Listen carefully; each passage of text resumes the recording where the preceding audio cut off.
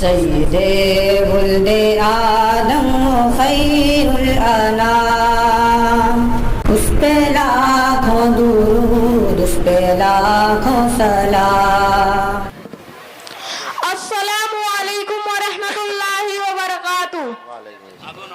نحمدہ ونصلی علی رسولہ الکریم، اما بعد، فاعوذ باللہ من الشیطان الرجیم، بسم اللہ الرحمن الرحیم۔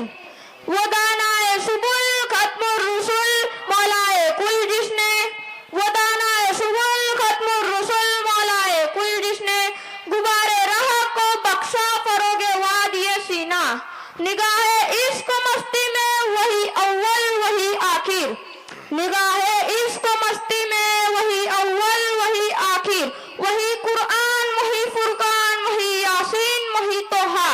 جناب صدر یقین مانیے جب مجھے یہ موضوع ملا تو دل کھل اٹھا، دماغ سوچوں کا مرکز بنا، جسم کا رواں رواں تازہ لہو کی طرح تھم گیا کہ مجھے آج سیرت النبی صلی اللہ علیہ وسلم پر کچھ کہنا ہے۔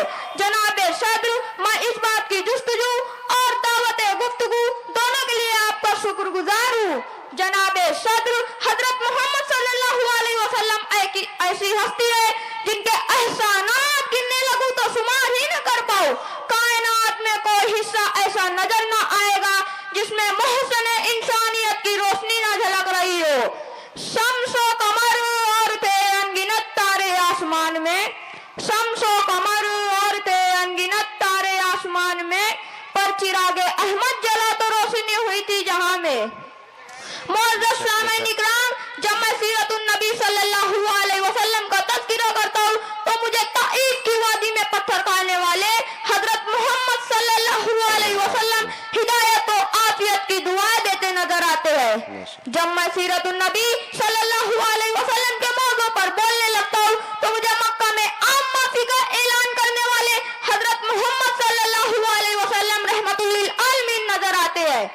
جب میں سیرت النبی صلی اللہ علیہ وسلم کی بات کرتا ہوں تو مجھے آمنہ کے لال بھوک اور پیاس کو برداشت کرتے نظر آتے ہیں۔ کس شان سے اللہ نے اتارے ہیں محمد، کس شان سے اللہ نے اتارے ہیں محمد، ہر دور میں ہر شخص کو پیارے ہیں محمد صلی اللہ علیہ وسلم۔ جناب صدر، حضرت محمد صلی اللہ علیہ وسلم کردار کے اعلیٰ نمونے تھے، حضرت محمد صلی اللہ علیہ وسلم رحمت للعالمین تھے، حضرت محمد صلی اللہ علیہ وسلم قرآن کی عملی تفسیر تھے، حضرت محمد صلی اللہ علیہ وسلم معلم تھے، حضرت محمد صلی اللہ علیہ وسلم ہدایت کا سر چشمہ تھے۔ محمد کی محبت دین حق کے سر تھے اول ہے، محمد کی محبت دین حق کے سر تھے اول ہے، اسی میں ہو اگر خامی تو سب کچھ نامکمل ہے۔ وآخر دعوانا الحمدللہ رب العالمین۔ سید ولد آدم خیر الانام، اس پہ لاکھوں درود، اس پہ لاکھوں سلام۔